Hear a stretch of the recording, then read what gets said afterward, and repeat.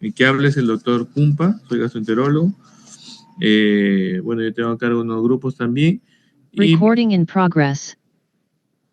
Y vamos a empezar la primera actividad teórica de la rotación. Vamos a hablar de dos temas iniciales en la parte gastrointestinal, que es la enfermedad por reflujo y el colon irritable. En los dos problemas funcionales del tracto gastrointestinal, del aparato gastrointestinal. Para ponernos en marco, jóvenes, en gastroenterología existen dos problemas fundamentales. Los problemas orgánicos, estamos hablando de un tumor, helicobacter, úlceras, un daño estructural del tracto gastrointestinal, y los problemas funcionales. Cabe mencionar que los problemas funcionales son aproximadamente el 70% de las patologías gastrointestinales, por tanto son muy frecuentes y por tanto es fundamental que conozcamos este tipo de enfermedades. Y en ese ámbito están la enfermedad por reflujo y el colon irritable. Entonces, esos son los temas que vamos a desarrollar. Por favor, mientras voy poniendo la diapositiva, necesito que ustedes me pongan presente en el chat para parte de la asistencia, ¿ya? Muy bien.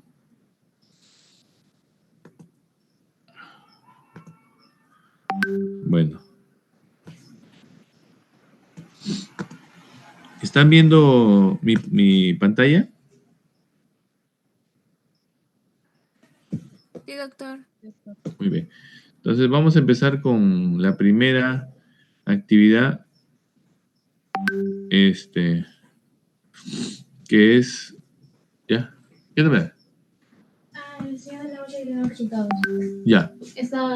El morama está normal, su glucosa está en 78 y la urea normal, la creatinina solamente 0.05. Observación. Aquí lo voy a ver, ¿ya? Ok. Entonces, chicos, vamos a hablar de la enfermedad por reflujo gastroesofágico. El propósito de la sesión, conocer el diagnóstico de la enfermedad, los estudios que van a permitirnos el diagnóstico específico y las pruebas complementarias, conocer cuál es el tratamiento adecuado y conocer algo que es importantísimo, los signos de alarma de esta enfermedad. Aquí está el desarrollo del tema: introducción, definición, epidemiología, etiología, fisiología, cuadro clínico en general hasta el tratamiento. Como les decía, la enfermedad, en realidad por reflujo gastroesofágico, es una enfermedad de tipo funcional del aparato gastrointestinal superior, en el cual va a predominar, o sea, alteraciones a nivel de la función motora, de la función, la motilidad o la propulsión del bolo alimenticio por el esófago. Vamos a ver. Esta es la anatomía del esófago. Bueno, esa anatomía, pues hay que conocer que hay una parte del esófago que es intraabdominal, que ahí se forma un ángulo y que permite o evita el reflujo. Esta enfermedad se define como la presencia de un reflujo no fisiológico persistente, ¿ya? Que viene a ser consecuencia de un desbalance entre los factores protectores y agresores a nivel del esófago. El reflujo del contenido gástrico o contenido intestinal hacia el esófago causa un daño a nivel de esta mucosa que puede ir desde un eritema hasta una ulceración. Entonces, en la enfermedad por reflujo es eso justamente, que los factores que protegen al reflujo van a disminuir o van a ser mediados por los factores agresores. Y esto lo vamos a ver por una serie de mecanismos. Vamos a ver su epidemiología. Es frecuente, miren la frecuencia, hasta el 30% de una consulta externa. Aproximadamente el 25 al 40% de personas hemos experimentado un problema de reflujo gastroesofágico. Hay una incidencia en pacientes mayores de 40 años y la relación hombre-mujer es 2 a 1 aproximadamente. 2 a 3 a 1. Todavía hay una prevalencia en el sexo masculino. ¿Y cómo es la fisiopatología de esta enfermedad?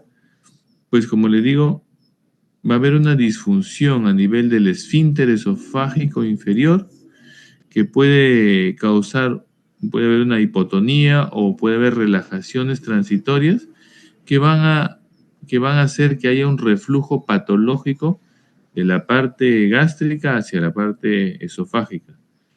También se ha identificado una incompetencia de la barrera antirreflujo que está a nivel de la unión esófago-gástrica en esa angulación que les mencionaba al inicio en la anatomía del esófago. O sea, esos son los factores anatómicos. El ángulo de His, el ligamento frenoesofágico, el mismo hiato esofágico, el esófago y la angulación del esófago intraabdominal. Todas estas características anatómicas evita el reflujo.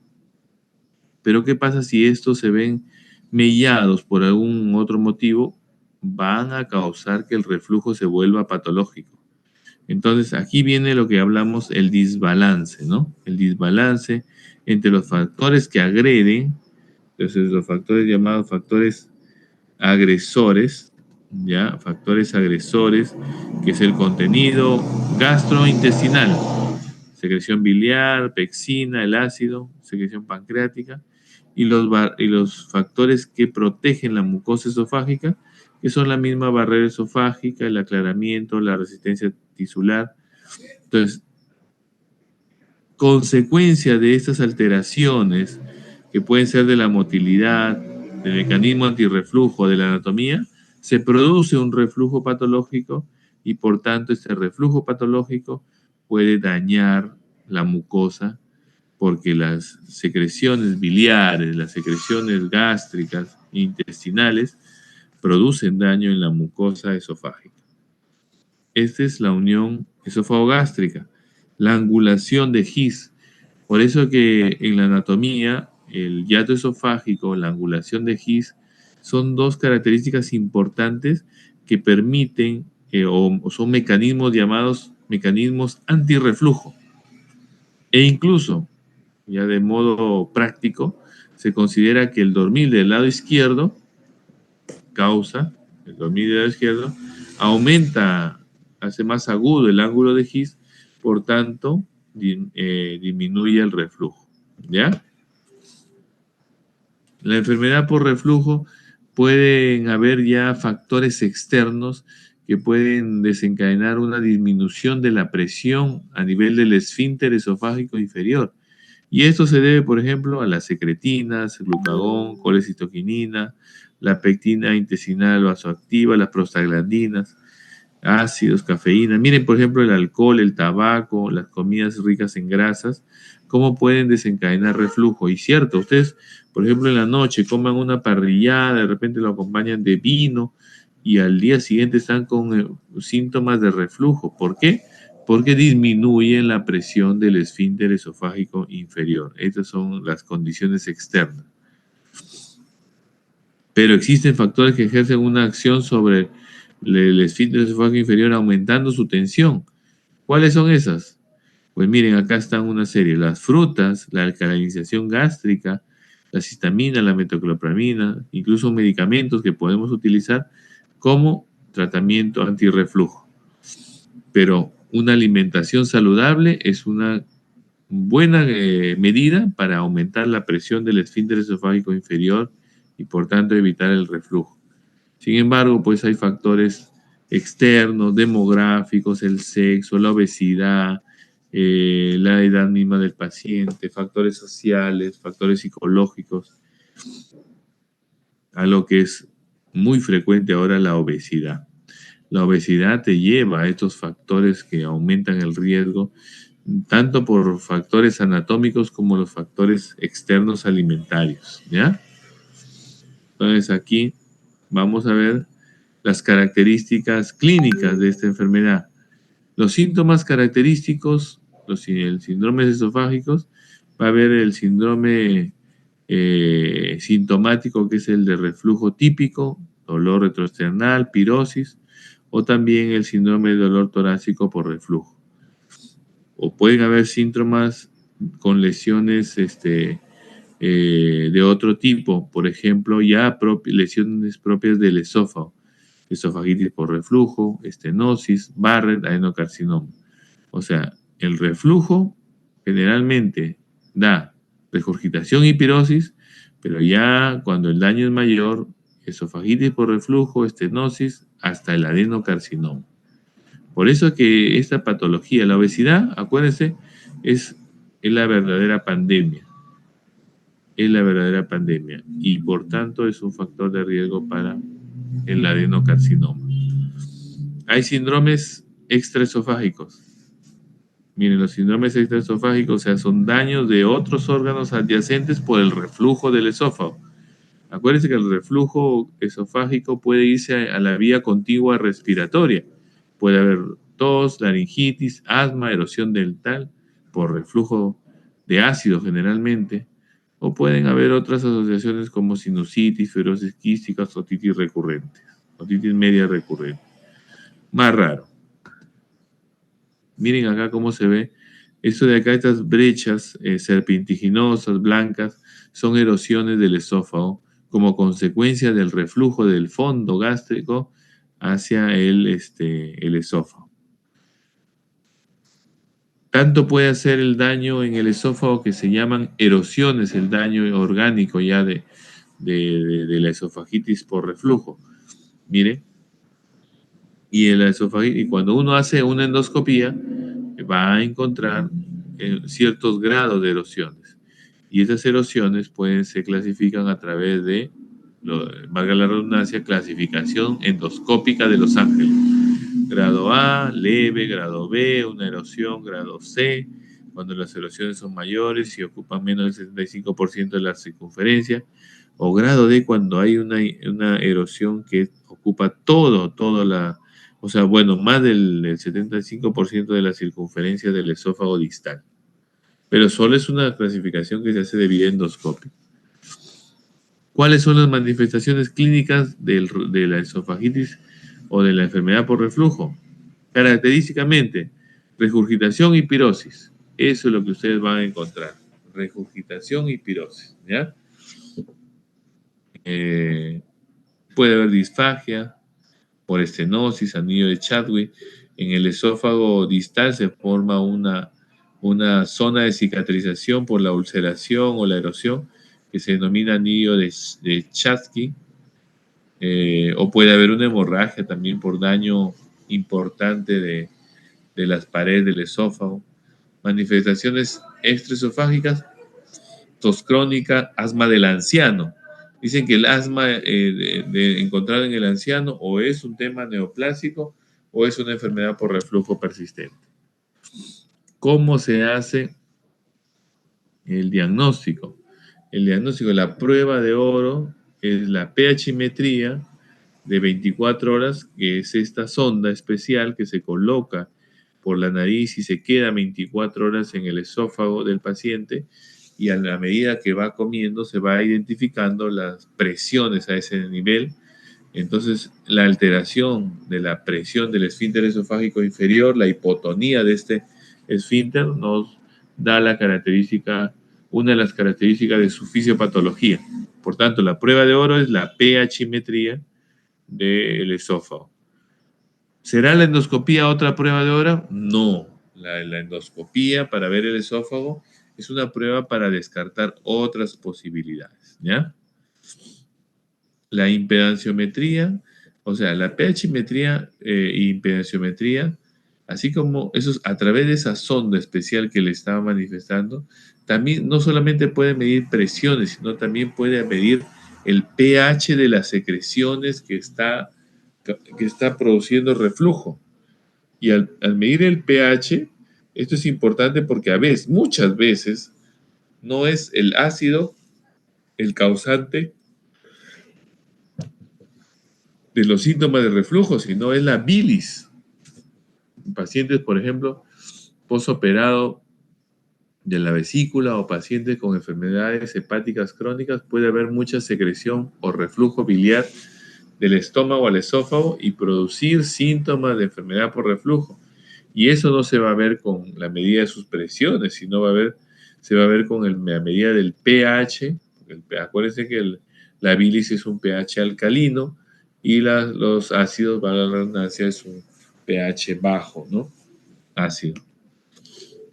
Aquí está la manometría, lo decía, la medición de las presiones a nivel del esfínter esofágico inferior. La radiografía con contraste sirve para descartar otras posibilidades. Asimismo, la endoscopía. La endoscopía es para descartar otras posibilidades como son el cáncer de esófago o de estómago proximal, problemas inflamatorios crónicos, esofagitis eosinofílica, úlceras, acalasia, espasmos y otras cosas. ¿Cuál es el tratamiento de esta patología? La fisiopatología cada vez se encuentra más. El diagnóstico ya lo sabemos, la prueba de oro, pero el problema viene en el tratamiento, porque la enfermedad por reflujo es una enfermedad crónica que muchas veces no podemos dar un tratamiento puntual, efectivo. Hay que controlar los síntomas, curar las lesiones, evitar la recidiva y evitar la progresión hacia el adenocarcinoma, que es importantísimo. El primer eslabón del tratamiento es la dieta, chicos. Evitar justo lo que hemos estado hablando en su fisiopatología. ¿Qué es lo que relajan el esfínter esofágico inferior? Los picantes, el alcohol, los ceviches, los ácidos, todo lo que tenemos que evitar. Tratamiento inicial, la dieta. Tratamiento farmacológico, antiácidos, citoprotectores.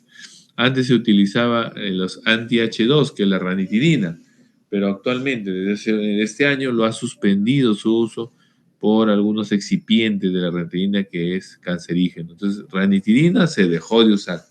Inhibidores de bomba de protones, ese es el tratamiento ideal, que son el omeprazol, el esomeprazol, pantoprazol, dexlansoprazol.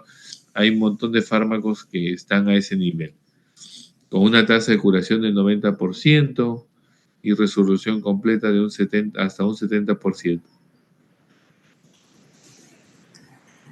El tratamiento de la enfermedad por reflujo es tratamiento prolongado. Dosis doble iniciales hasta de 4 semanas hasta las 8 semanas si la esofagitis es grave. De 4 hasta 8 semanas. Es una de las enfermedades en la cual se permite el uso prolongado de los inhibidores de bomba de protones, o sea, el omeprazol, esomeprazol, a dosis altas, ¿ya? Ténganlo en cuenta, a dosis altas. 4 a 8 semanas. Agentes coadyuvantes, si se trata de un problema que tiene que ver con el estado emocional o la hipersensibilidad visceral, antidepresivos tricíclicos, sertralina, cirugía si es que hay un daño ya de la estructura de la barrera antirreflujo. Y aquí viene un esquema de esta patología en la cual el paciente recibió el tratamiento empírico de los inhibidores de bomba de protones hasta 4 o 8 semanas, y si los síntomas persisten, porque pueden persistir, se incrementa y se implementan test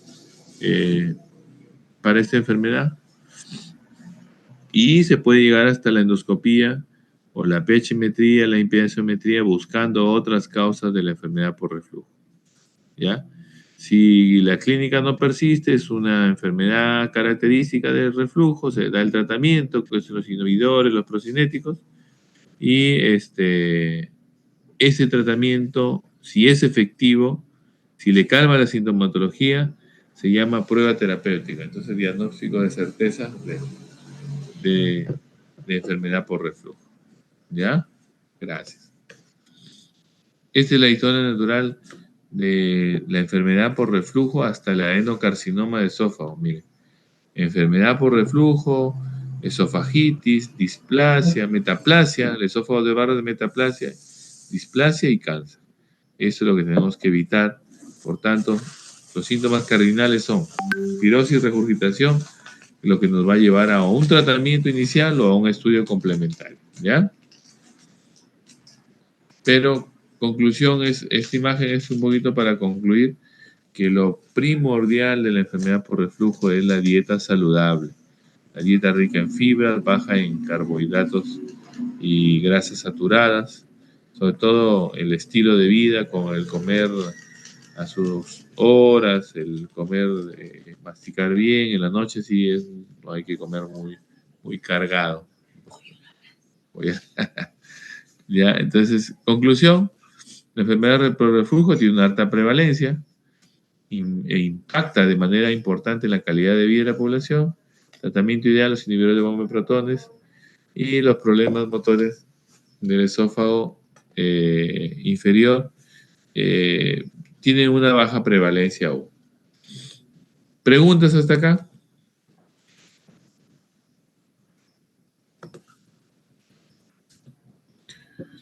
Una de dos, o me entendieron todo o no han entendido nada porque no preguntan nada a ustedes, chicos. A ver, coméntenme. ¿Alguna pregunta? No me cambio. ¿Están ahí? Sí, doctor, todo claro. Ya. Muy bien. Entonces, voy a pasar a la otra parte de la exposición, que también es corta y es el otro problema funcional del que tenemos que hablar, que es el síndrome de intestino irritable. Si se dan cuenta, son dos problemas que de diagnóstico no tienen mucha complejidad. La enfermedad por reflujo, regurgitación, pirosis. El paciente que le dice, doctor, siempre tengo vinagreras, eso es lo característico, me dice. Vinagreras le llaman a ellos al reflujo, la regurgitación ácida.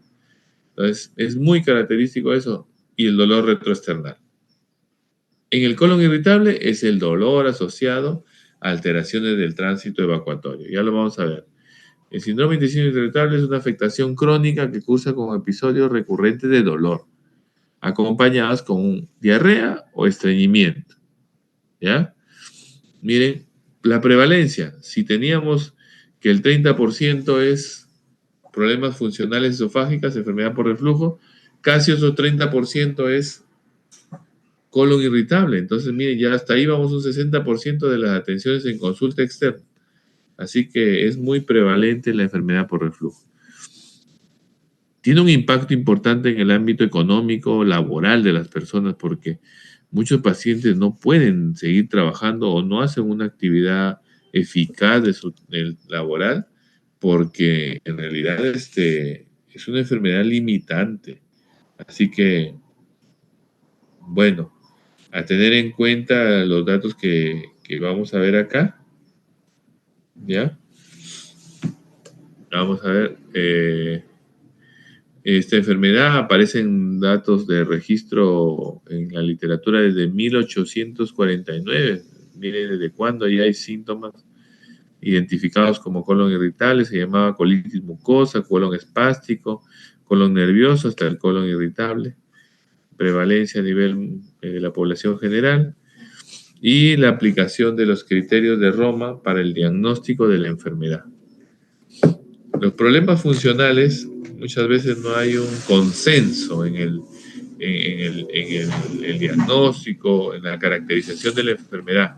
Por eso es que se utilizan los consensos. En este caso, criterios de Roma. Roma fue un consenso europeo de especialistas en gastroenterología que se reúnen y que cada cierto tiempo, cada 4 años aproximadamente, ellos deliberan de cuáles serían las características más adecuadas de una enfermedad que no tiene un origen fisiopatológico establecido claramente. En este caso, el colon irritable. Se habla de la hipersensibilidad visceral y la disfunción de la motilidad intestinal. Se habla de la barrera intestinal, de la microbiota que tiene que ver. Se habla de un proceso microinflamatorio, de la hipersensibilización a nivel de la barrera mucosa. Entonces, todo esto son teorías, pero la que principalmente está que persiste en el tiempo, es la hipersensibilidad visceral y la disfunción motora para la presencia de los síntomas, que son el dolor y la alteración del tránsito intestinal. Es decir, Si yo tomo de repente un producto que produzca muchos gases, puede ser frijoles, no sé, no me pasa nada porque mi sensibilidad es normal. Otros la perciben de mayor intensidad y por tanto con dolor. Entonces eso se llama hipersensibilidad visceral o una alteración motora, significa muy acelerada el tránsito intestinal o muy disminuido el estreñimiento, que son las dos características del colon irritable. Pero la microbiota tiene que ver mucho. Y miren, el año pasado hubo una presentación en el Congreso de Lima en el cual se hablaba de que que puede haber un sobrecrecimiento de bacterias negativas, malas, patógenas en el colon y que puede llevar a las manifestaciones del colon irritable por la distensión, por la inflamación que pueden ocasionar en la mucosa intestinal. Se llama eso SIBO, sobrecrecimiento bacteriano, y que hay exámenes de laboratorio actualmente en las heces que permiten determinar si hay un sobrecrecimiento de bacterias negativas que nos permitan o que deban ser tratadas en su debido momento como parte del tratamiento del colon irritable. La presentación clínica del colon irritable, dolor abdominal, que se relaciona con la defecación. El estrés de las comidas pueden exacerbar la sintomatología, ¿ya? Puede haber moco en las heces, ojo, esto es frecuente, dicen, siento sensación de evacuación con mucosidad, esfuerzo defecatorio, urgencia y tenesmo defecatorio. Tenesmo significa sensación de evacuación insuficiente. Cuando van al baño y sienten que no han evacuado totalmente, puede haber síntomas asociados digestivos, pirosis, dolor epigástrico o extraintestinales, sobre todo de tipo funcional, dolor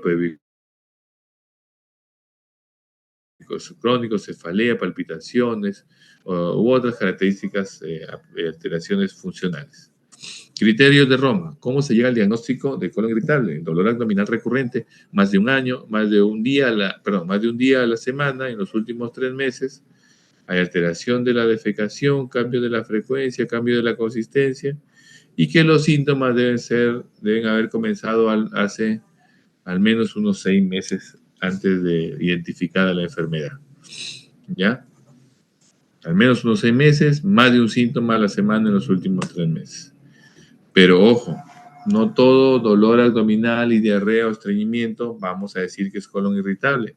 Estos son los síntomas de alarma. ¿Qué significa? Si un paciente, por ejemplo, es mayor de edad, acá está en esto de acá, es mayor de 50, si hay un cambio defecatorio, sobre todo hay síntomas nocturnos, hay fiebre, hay anemia, hay pérdida de peso, hay sangrado, hay exploración dolorosa, dolor o sensación de masa en el abdomen, este paciente ya no es un colon irritable, así tenga diarrea, estreñimiento, sea el dolor crónico, ya puede haber algo más y eso requiere estudios de endoscopía o colonoscopía en este caso. Este es las tipos de colon irritable que hay, con estreñimiento, con diarrea, ¿ya? Algún diagnóstico diferencial, si no me asesino con estreñimiento y diarrea.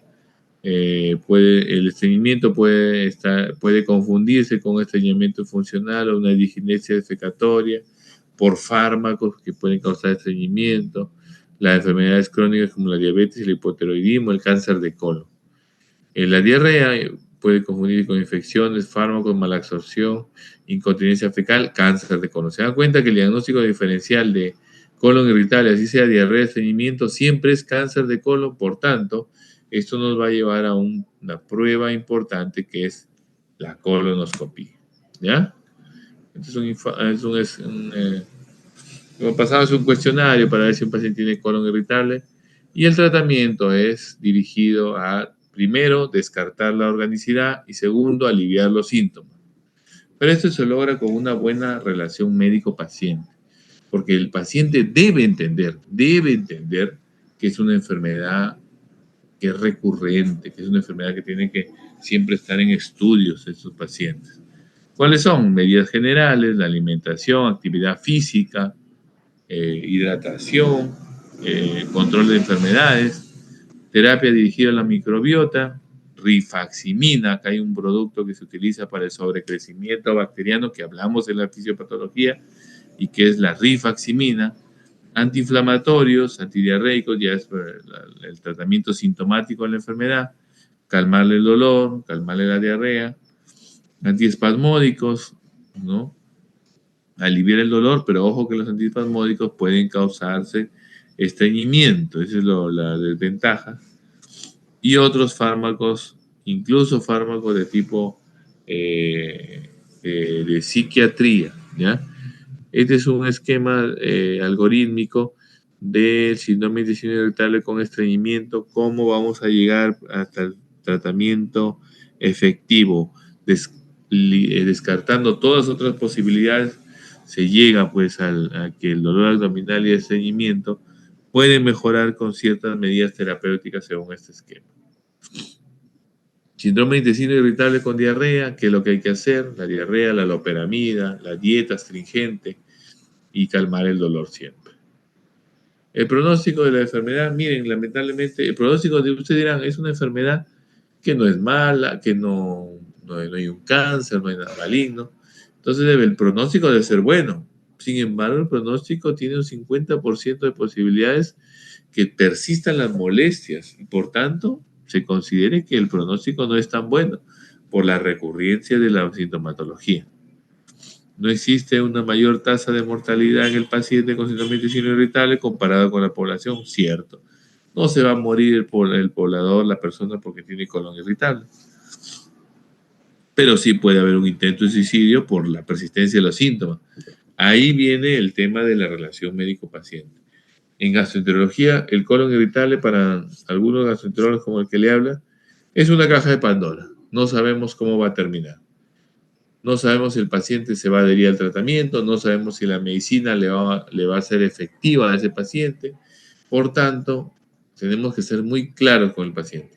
Decirle al familiar, a la persona, paciencia, por algo son pacientes, porque deben ser pacientes, porque realmente es una enfermedad recurrente y que a veces el paciente se cansa de un médico y dice, pero este doctor no me hace nada y va rotando de médico en médico.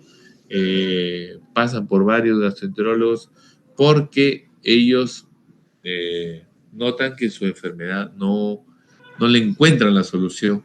Pero eso se debe a lo que le vuelvo a repetir, al que el paciente tiene que tomar conciencia del tipo de enfermedad que tiene y no desesperarse, porque si no, el buscar de un médico a otro no va a solucionar los problemas. Muy bien, preguntas hasta acá de las dos enfermedades que hemos hablado.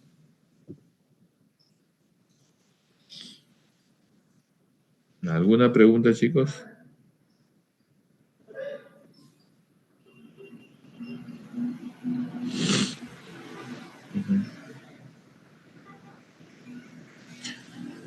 ¿Estamos? Está todo claro, doctor. Sí. Bueno, chicos, es la primera actividad que desarrollamos. Bueno, teníamos que cumplir con esta actividad, ¿ya? Les pido siempre que, bueno, hoy día sí ha sido, creo, para todos nosotros, de manera, quizás hasta cierto punto podríamos decir, ¿Aló?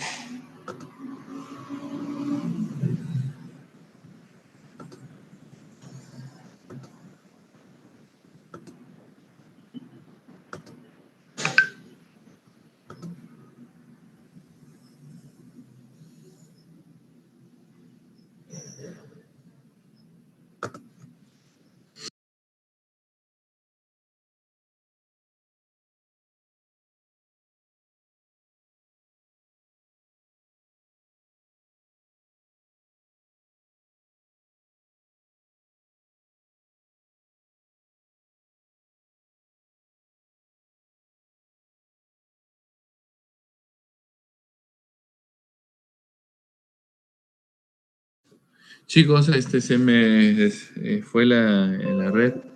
Bueno, finalmente decirles que todos me pongan una vez más presente para su asistencia final. Y bueno, ya vamos a coordinar para la siguiente actividad de gastro, porque tengo 2 actividades. Ya vamos a coordinar exactamente qué días van a ser. Así que, primero, bienvenidos a esta parte de gastroenterología. Como le dije a mis alumnos hoy día en la mañana, la gastroenterología es una rama muy bonita, pues realmente que uno, en el caso de nosotros que la realizamos, nos llama mucho la atención, es muy completa, es no solamente diagnósticos, también somos terapéuticos, pero estamos empezando por la parte clínica y ustedes se van a dar cuenta cómo es esta rama de la medicina, las ventajas, las bondades que tiene y quizás en algún momento ustedes puedan seguir la especialidad. Bienvenidos sean. Chicos, esto ha sido el día de hoy, que tengan buenas noches, ya nos estamos comunicando para la siguiente actividad. Muchas gracias. Buenas noches, doctor. Gracias. Gracias.